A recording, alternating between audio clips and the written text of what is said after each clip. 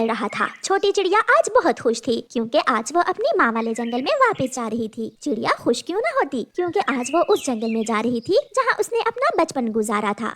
अपना थोड़ा बहुत सामान बांधकर चिड़िया अपने पड़ोसी कौवे के पास जाती है जो अभी तक सोया हुआ था। कौवे भैया उठो, तुम अभी तक सोए हुए हो। रात हमने तय किया था कि हम सुबह सवेरे ही सफर पर निकल जाएंगे। चिड़िया, सारी रात मुझे डरावने सपने आते रहे हैं, इसी कारण मैं अच्छे से सो नहीं पाया। मैंने कौन सा कोई सामान बांधना है, मैं तो तैयार हूँ। तो फिर चलो, दोपहर से पहले पहले हम इस जंगल से निकल जाएंगे। मैंने अभी नाश्ता करना है। कौवे भैया, मैंने भी अभी नाश्ता नहीं किया, हम रास्ते में कहीं से नाश्ता कर लेंगे। फिर चिड़िया और कौवा उड़ते हैं। चिड़िया बहुत ईमानदार, मेहनती, सच्ची और अच्छी चिड़िया थी, जबकि कालू कौवा हर वक्त चिड़िया को उल्लू बनाने के चक्कर में ही रहता था। वो बहुत पुराने दोस्त थे, फिर भी कौवा अभी तक खुद को बदल न सका था।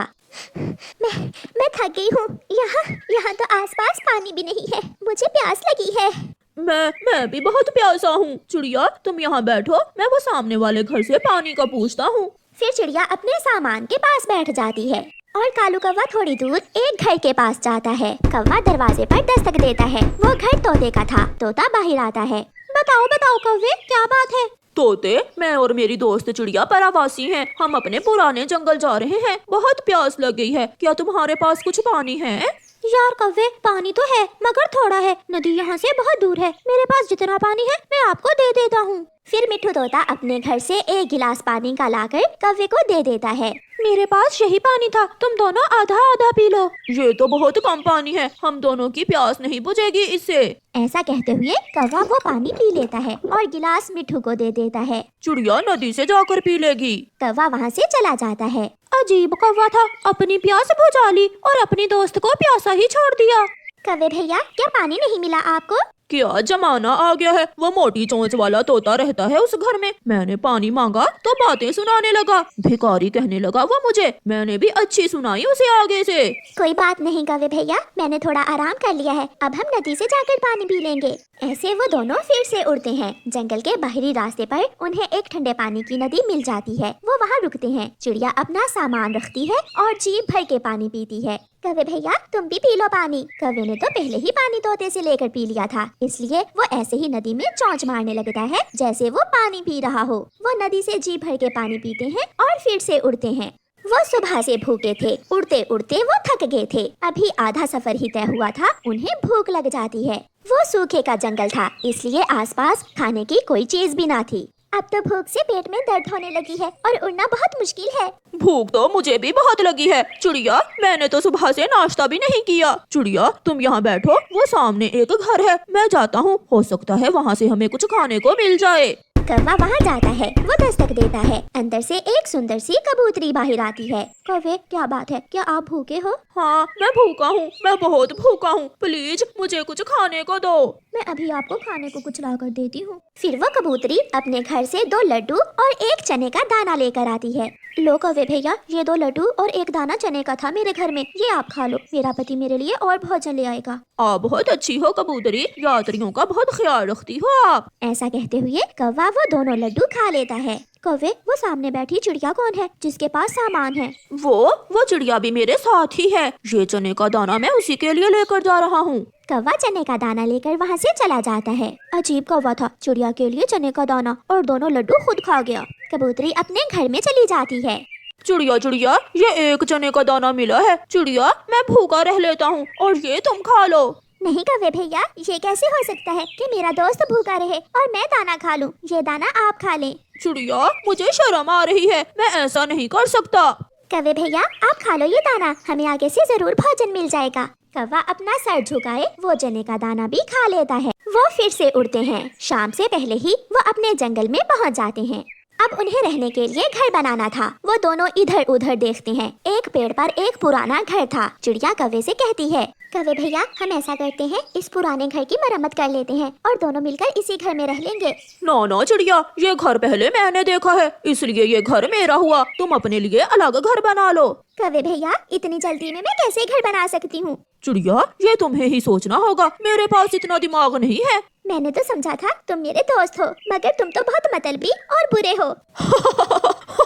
मैंने तोते जी से पानी पिया, कबूतरी से खाए लड्डू, बना बनाया घर मिला है, तुझको मिलेगा डुड्डू।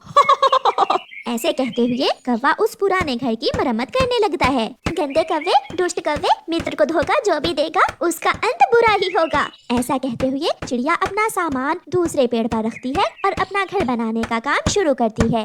वो सूखी लकड़ियों और टिंकों से घर बनाना जानती थी। वो कोई बड़ा नहीं बल्कि अपने लिए जल्दी में छोटा सा घर बना रही थी। दुष्ट कौवे ने भी टूटे हुए घर की थोड़ी बहुत मरम्मत कर ली थी। उसका पेट भी भरा हुआ था, इसलिए वो आराम से सो जाता है। चिड़िया अपना घर बनाकर अपना सामान घर के अंदर रखती है और अपने लिए दाना लेने चली जाती है। थोड़ी ही दूर बेरी के पेड़ से उसे मीठे फल मिल जाते हैं। अपने घर में बैठी चिड़िया मीठा फल खा रही थी और एक छोटी सी खिड़की से बाहर देख रही थी जब वहाँ एक चील आती है।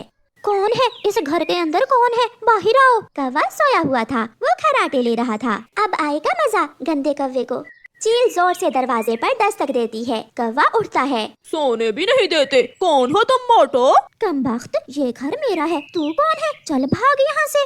ऐसा कहते हुए चील 2 थप्पड़ कौवे के लगाती है और उसे उठाकर दूर फेंक देती है। मर गया रे। हाय हाय मेरी हड्डी टूट गई। चिड़िया खिड़की से कौवे को कहती है, जो अपने दोस्तों को धोखा देता है उसके साथ ऐसा ही होता है। ऐसा कहते हुए चिड़िया खिड़की बंद कर लेती है। प्यारे दोस्तों, इस कहानी को लाइक, अपने दोस्तों के साथ शेयर और चैनल को सब्सक्राइब करना बिल्कुल मत भूलना। आपका धन्यवाद। अपने घर में आग जलाने के लिए चिड़िया का पति लकड़ियाँ काट रहा था। सुबह से दोपहर हो जाती है, वो थक गया था। झाड़ियों में छुपा हुआ दुष्ट कौवा इधर उधर देखता है और झाड़ियों से बाहर निकलता है और जल्दी से आकर पापा चिड़िया का टिफिन खोलता है और उसमें से भोजन खाने लगता है। वो जल्दी जल्दी से टिफिन खाली कर देता है और वहाँ से भाग जाता है। भूख लग गई है, अब मैं अपना खाना खा लेता हूँ और बाकी का काम बाद में करूँगा। वो अपना टिफिन खोलता है। ये क्या? आज फिर किसी ने मेरा खाना चुरा लिया। इसका मतलब आज फिर मुझे भूखे ही रहना पड़ेगा। कौन है वो जो मेरे पीछे ही पड़ गया है? हर रोज मेरा खाना चुरा कर खा लेता है। ऐसे पापा चिड़िया सारा दिन भूखे पेट ही काम करता है और शाम को अपनी लकड़ियाँ लेकर घर जाता है। गुड़िया की मम्मा कहाँ है? मुझे जल्दी से खाना दे दें, बहुत भूख लगी है। खाना तैयार है। क्या आज फिर किसी ने आपका खाना चुरा तो नहीं लिया? हाँ, मुझे आज भी भूखे ही रहना पड़ा। जब मैं खाना खाने आया तो मेरा टिफिन खाली था। पापा, वो चोर जरूर आपको छुप कर देखता रहता होगा और फिर जब आप टिफिन से थोड़ी दूर जाते होंगे तो वो चोर अपना काम दिखा देता होगा।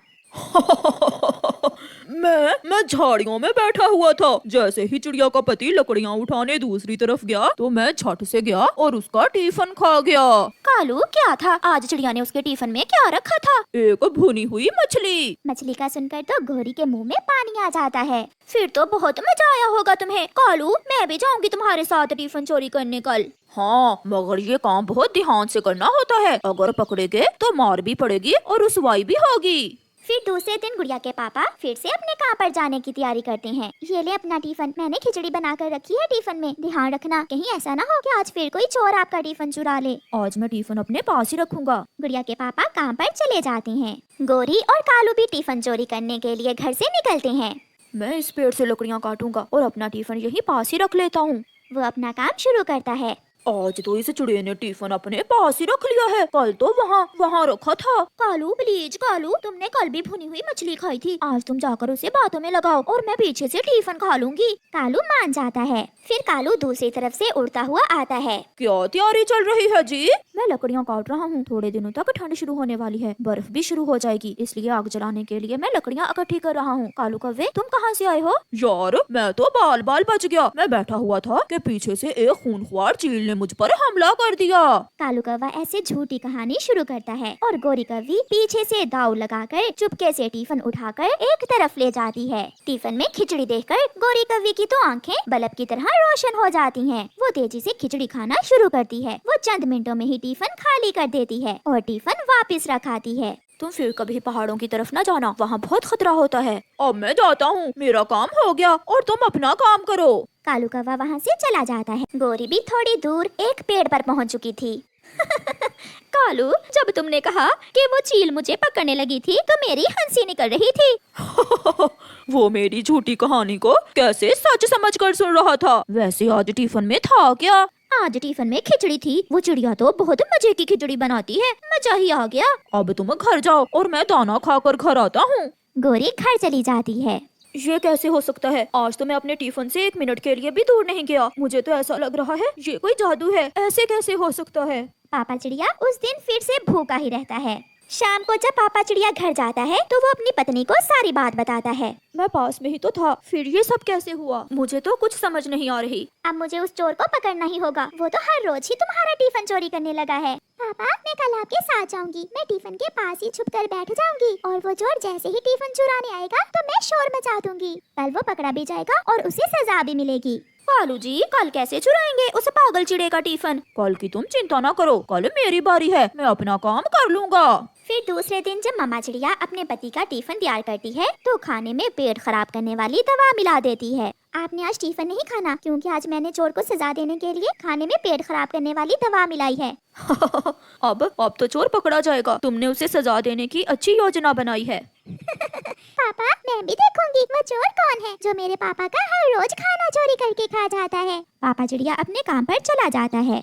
आज पापा चिड़िया जानबूझकर टिफिन थोड़ी दूर रखकर दूसरे पेड़ से लकड़ियाँ काटने लगता है। कौवा तो पहले से ही झाड़ियों में छुपा हुआ था। मौका अच्छा है, अभी काम दिखाता हूँ, भूख भी बहुत लगी हुई है। कौवा अभी जाने ही लगता है कि पीछे से गोरी कौवी भी आ जाती है। कालू जी मुझसे रहा नहीं गया, मैं भी खाऊंगी, हम दोनों मिलकर चोरी करते हैं टिफिन से खाना। फिर कौवा और कौवी आहिस्ता आहिस्ता आगे बढ़ते हैं और जाकर गोरी टिफिन का ढक्कन खोलती है। रोटी की चूरी देखकर कालू और गोरी एक दूसरे की तरफ देखते हैं और शुरू हो जाते हैं। वो तो मिनटों में ही सारी चूरी खा लेते हैं। कालू कालू कुछ हो रहा है, मेरे पेट में कुछ हो रहा है। ऐसा कहते हुए गोरी धमाका करती है और साथ ही कालू शोर मचाता है। मेरा पेट, हाय मेरा पेट, बचाओ मुझे बचाओ। गुड़िया के पापा भी वहाँ आ जाते हैं। सामने टिफिन खाली पड़ा था और कौवे जमीन पर लेटे टांगे ऊपर करके रो रहे थे। तो ये तुम दोनों हो जो हर रोज मेरा टिफिन चुराते हो, एक ना एक दिन तो पकड़े ही जाना था ना। मेरा पेट, प्लीज हमें डॉक्टर के पास ले जाएं, हम मर जाएंगे, हाय। मम्मा चिड़िया और गुड़िया भी वहाँ आ जाती हैं। साथ में मिठू तोता और कबूतर भी था। तो ये हैं वो चोर, आखिर पकड़े ही गए। दोस्तों हमें बचा लें, मेरे पेट में बहुत दर्द है। जब चोरी का भोजन खाओगे तो पेट में दर्द तो होगा, और खाओ खाओ चोरी का भोजन। आज के बाद तुम दोनों कभी चोरी नहीं करोगे। किसी न किसी तरह वो भागकर अपने घर पहुंच जाते हैं। गोरी मुझसे शौचालय नहीं जा होगा। कालू जी आज के दिन घोंसले को ही शौचालय बना लेते हैं, मेरा भी यही हाल है। ऐसी चिड़िया अपनी बुद्धि से कौवों को अच्छी सजा देती है और वो सबके सामने शर्मिंदा भी होते हैं। प्यारे दोस्तों इस कहानी को लाइक करना बिल्कुल मत भूलना। आपका धन्यवाद।